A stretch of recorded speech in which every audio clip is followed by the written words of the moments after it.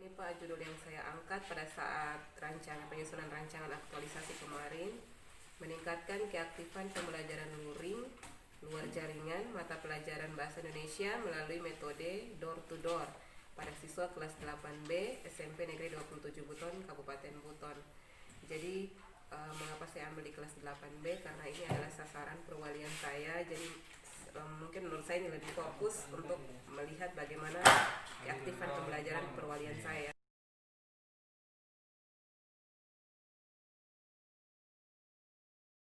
Audio Jungle. Audio Jungle.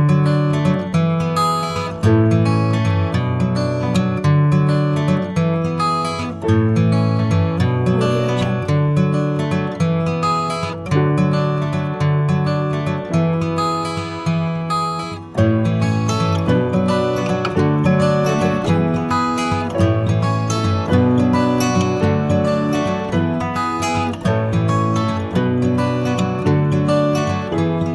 Audio Jungle. Bismillahirrahmanirrahim. Assalamualaikum warahmatullahi wabarakatuh. Waalaikumsalam warahmatullahi wabarakatuh. Qala rabbi shrah li sadri wa yassir li amri wahlul 'uqdatam min lisani yafqahu qawli. Segala puji bagi Allah yang telah memberikan kita kesempatan dan kesehatan untuk bisa hadir ke tempat ini, melangkahkan kaki ke tempat ini untuk menghadiri undangan rapat yang telah saya agendakan. Salam dan salawat tak lupa pula kita haturkan kepada junjungan besar kita Baginda Rasulullah Sallallahu Alaihi Wasallam, karena atas berkat beliau sehingga kita bisa masuk ke zaman yang terang benderang, yang penuh dengan ilmu pengetahuan seperti saat ini. Terima kasih Bapak Ibu yang telah hadir dalam rapat pada pagi hari ini.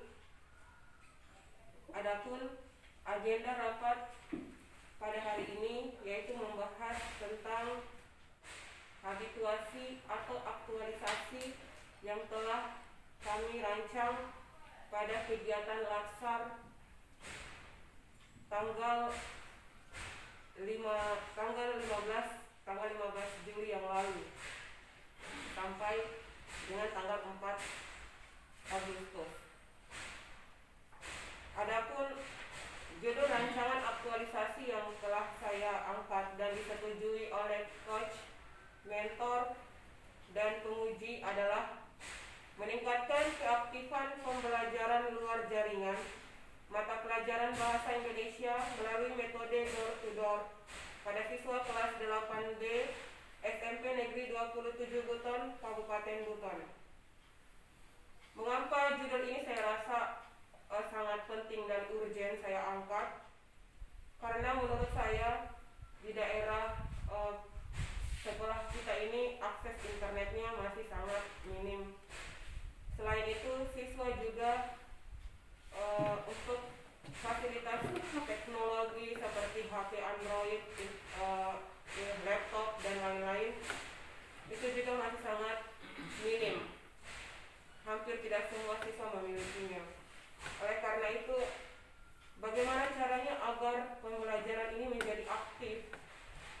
Sehingga saya sangat perlu membahas atau mengangkat judul ini sebagai salah satu cara yang untuk mengefektifkan keaktifan pembelajaran di luar jaringan, yaitu pembelajaran melalui metode door to door. Selain pembelajaran ini juga bisa menjadi salah satu metode yang efektif. Kita tahu bersama bahwa pandemi COVID ini belum berakhir.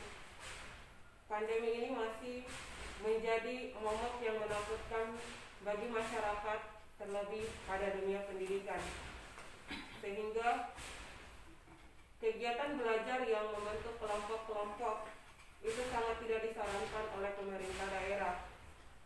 Dan bagaimana caranya kita mau belajar kalau tidak membentuk kelompok supaya mengefektifkan waktu. Oleh karena itu, saya perlu mengangkat judul ini melalui metode door to door.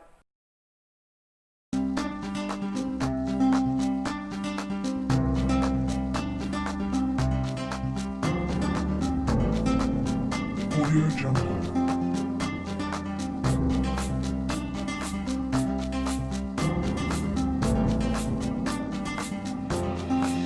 Audio Jungle.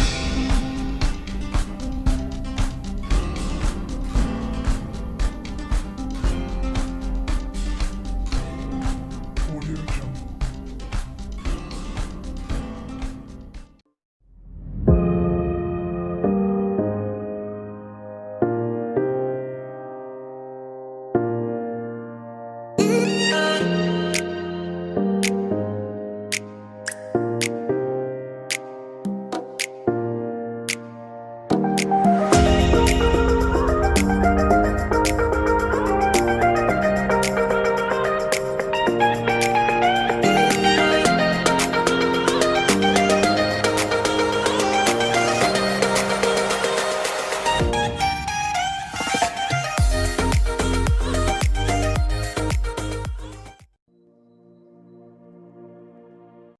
Bismillahirrahmanirrahim. Assalamualaikum warahmatullahi wabarakatuh.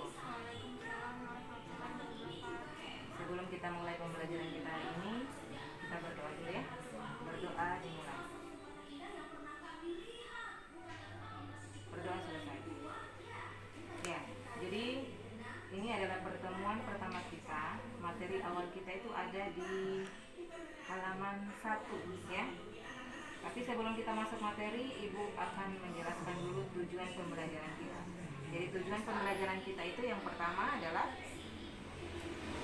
Suwanti harus mampu menjelaskan apa itu pengertian berita. Itu yang pertama. Yang kedua, Suwanti juga harus mampu menganalisis unsur-unsur berita. Sebentar kita pelajari apa itu unsur-unsur berita ya. Yang ketiga, Suwanti harus mampu menganalisis langkah-langkah menyimpulkan isi berita. Materi awal kita itu tentang berita seputar Indonesia. Menurut Suwanti, ya, menurut Suwanti, apa yang dimaksud dengan berita? Menurut Suwanti, pengetahuan Suwanti berita apa?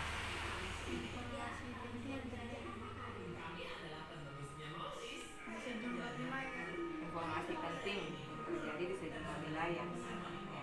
Jadi mungkin Suwanti bisa catatkan Suwanti berupa materi sedikit. Berita adalah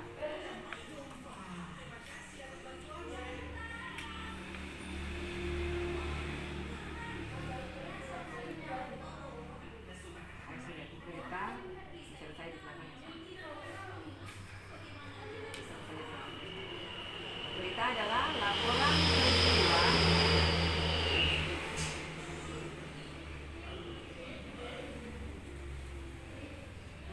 laporan peristiwa berisi fakta atau pendapat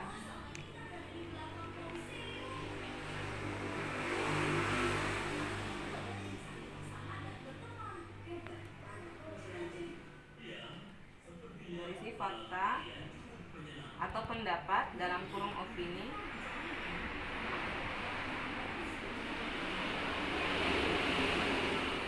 yang aktual,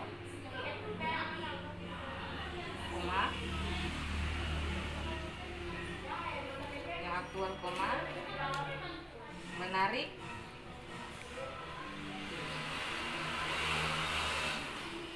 dan penting.